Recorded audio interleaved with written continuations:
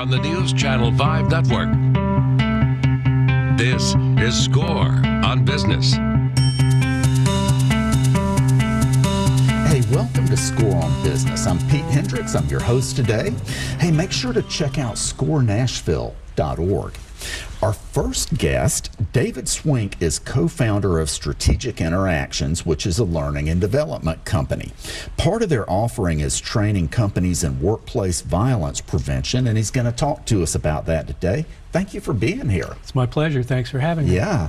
So what is workplace violence? Well, workplace violence, I think when most people hear that word today, they think about somebody coming in and shooting up the workplace. Right. That's only a very small fraction of workplace violence, what it is. But workplace violence is any kind of physical violence, but it's also threats, and it can be threatening behavior and any of those can be communicated through any means. It can be a verbal threat, right. It can be a physical altercation, it can be electronic, it can be even nonverbal sometimes. Oh, sure. Yeah. Yeah, so that's what workplace violence is. Yeah, and I think that it's worth noting that most of the issue is not what people think about. You know, sure, anytime a shooting happens, that's horrible. Though what's much more likely are other things that really should be addressed. Yeah, I mean, the most prevalent type of workplace violence are just threats. Yeah. You know, if you don't do this, this is going to happen to you, or you better watch your back. Yeah.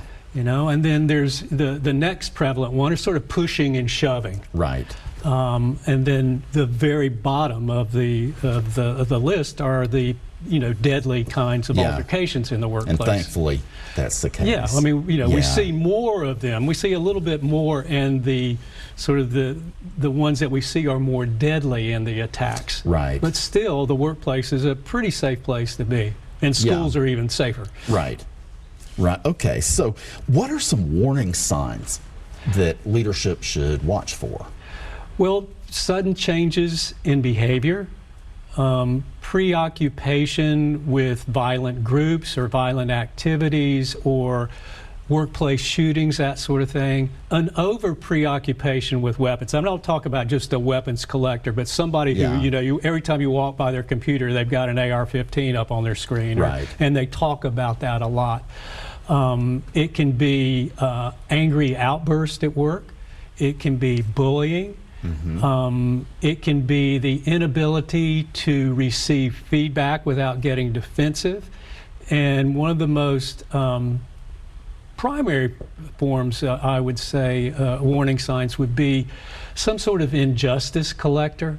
These are people that have a victim mindset, that the world is out to get them, my boss is out to get me, my coworker's trying to sabotage me, and they feel that they are being persecuted from some way, and they're going to project that blame onto the boss, the coworker, the company.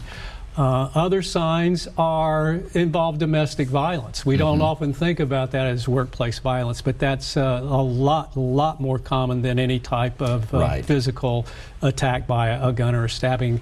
That domestic violence spills over into the workplace. Right. Can you go into that a little more? So the domestic violence unfortunately is pretty widespread. Yes, it is. You don't think of that being in the workplace, but can you go into a little bit of how that can quickly come into the workplace? Sure. Well, a lot of times we've worked in many companies where the spouses work together in the same company.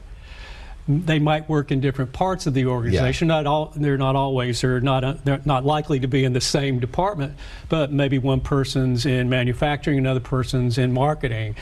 And if there's a conflict in that relationship, and that relationship goes bad, they see each other all the time. And even if the spouse doesn't work in the same company, a lot of times, even if one member of that couple changes his or her address and doesn't want to be found, they always know where that person works. Right. So many times that partner will show up in a workplace, will try to get in through security if there is security, or meet that person in the parking lot and you start to see these arguments and altercations. But there are Right. other signs that you can look for with domestic violence. I mean, if a battered spouse or a threatened spouse is just being overly anxious or fearful, or it appears like they're not living at home or in their car, or if they're overdressing for the weather or covering up bruises with makeup, that sort of thing, you're looking for those kinds of signs, because it's not only the threatened partner that's at danger in the workplace, it's the entire workplace yeah. if that person comes in and wants to do Yeah. damage. So, what are some things that you've talked about several warning signs. Mm-hmm. So, if you're a leader in a company and you're seeing these warning signs, what would be a good response? What would you do? Well, you need to catch those warning signs early, Yeah. because there's a difference between making a threat and posing a threat. Yes. A lot of people make threats Yeah. that never carry them out. Yeah. It's still a violence, it's a Yeah. perpetrated violence, and you don't allow that. But there are a lot of people who pose a threat that never make a threat. Right. And I think a lot of times workplaces they say, well, the person didn't make a threat. Even law enforcement does that sometimes. Yeah. Well, the person didn't break a law. They didn't make a direct threat, did they? Yeah. There's nothing I can do. Right. Those many times are not the most dangerous people. It's the people that show warning signs. A person is not either dangerous or not dangerous. They're going down a path toward violence. And if you can see the early concerning behaviors, we call them, and make an intervention at that point, there's a chance that you can inhibit that person from moving Going further further. down that path to violence. Yeah. So what would you do? So you're a leader. Yeah. You have seen you've seen a warning sign. Yep. And what would you do? Yeah, so let's say you're my employee, and I come Okay. up and I say, Pete, I noticed that you were yelling really vociferously at Elaine this morning. What's going on? Yeah. And you might say, well, she turned in her report late. And I might say, well, do you think there's a better way to get her to turn her report in on time other Yeah. than to yell with her? Because I could see she was really upset. My guess is that's going to reduce her productivity Yeah. versus increase it. Is there anything else going on that we need to know about? How's everything, Yeah. going, at home? Are you okay?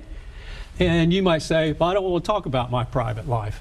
And that's okay, but I'm going to watch it. Or you may say, well, Yeah. I'm going through a divorce. Well, we have an employee's assistance program if you want help with that, or if you want some refers to a counselor outside, I'm happy to provide that for you. So that way, I'm taking this stress off of you if that's what's causing it. Now, my job is not to be your therapist. My job is not to be your counselor. My job is not to pry into your personal life. But many times there are resources that can help you. But you may be too far down that path to help, in which case, once your productivity starts to diminish or you're starting to damage relationships so much, and I've tried a couple times, I need to have a conversation with you that says, look, we've had these conversations before, we've offered suggestions to you. Yeah. Hey, we need to take a quick break, Sure. and we'll come back and Sounds good. pick right back up. Ladies and gents, we'll be right back.